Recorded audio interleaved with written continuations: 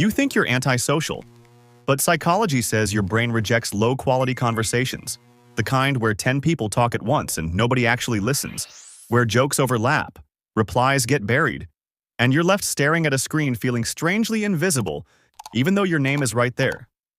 You tell yourself you should join in, you should type something, you should contribute, but your fingers freeze because every part of you already knows this environment drains you more than it connects you. And the truth is far simpler than you think. You avoid group chats not because you lack social skills, but because your brain is wired to seek clarity, depth, and emotional safety, and crowded digital spaces rarely offer any of those things. Psychology says people who are highly perceptive struggle in noisy social environments, and group chats are basically noise, fast, chaotic, low-resolution communication that overwhelms your nervous system in seconds.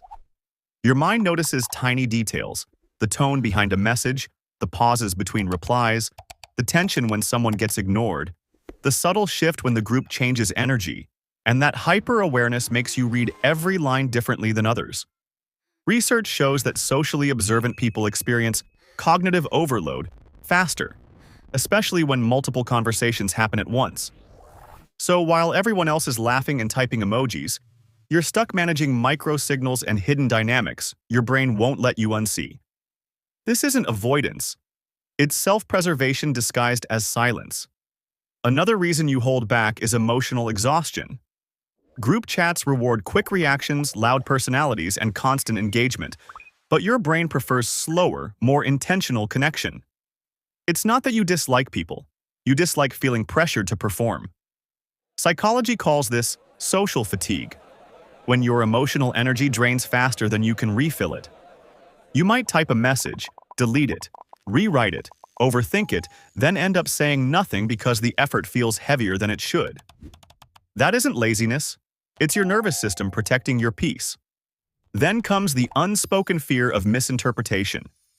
Text removes tone, nuance, warmth, all the things you naturally rely on to feel safe in a conversation. Your brain wants context, eye contact, energy, something real to anchor to, and group chats remove all of it. So every message becomes a tiny guess, every joke feels risky, every silence feels personal.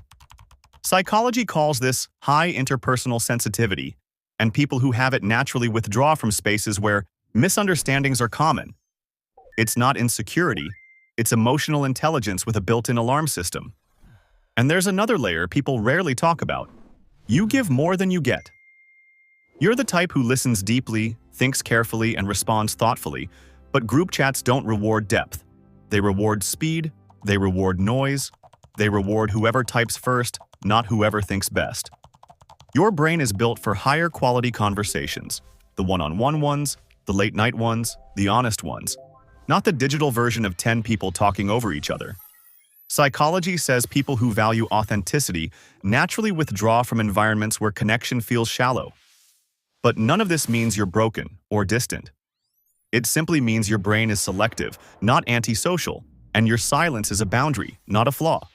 You're someone who feels more than you show, someone who reads more than others notice, someone who communicates best when the noise dies down and the real conversation begins. And if group chats drain you, that's not something to fix. That's something to understand. So if you've ever felt guilty for not replying or strange for staying quiet, remember this.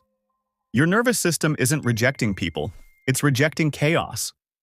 Choose the conversations that nourish you, not the ones that overwhelm you.